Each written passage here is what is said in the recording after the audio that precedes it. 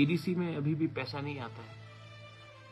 लोग मुझे फोन करते हैं, किसी को 5,000 चाहिए, किसी का बच्चा को ट्यूमर हो गया, उसको थोड़ा ट्रीटमेंट चाहिए। कोई फोन करके बोलता है कि स्कूल में एडमिशन दिलवा दो। एडीसी के पास पैसा नहीं, मैं अपने पॉकेट से करता हूं। कब तक करूंगा? क्या एडीसी को वोटिंग से डेमोक्रेटिकली त्रिपुरा की जनता ने नहीं चुना?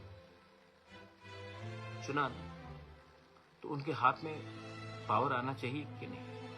नहीं आता, क्योंकि अब ये बात तय हो गया है कि जब मैं ऐसा करके जाऊंगा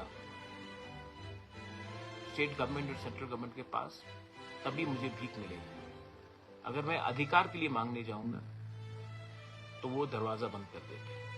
मुझे माँ बाप ने बहुत चीज सिखाया, महारानी विभू देवी ने, महाराजा कैरेट विक्रम किशोर ने बहुत चीज सिखाया, लेकिन भीख मांगना नहीं सिखाया। मैं अपने अधिकार के लिए, अपने लोगों के अधिकार के लिए आंदोलन कर सकता हूं, लेकिन मैं भीख नहीं मांग सकता। और भीख तो मैं उससे नहीं मांगूंगा, क्योंकि ये जगह का असली मालिक त्रिपुरा है।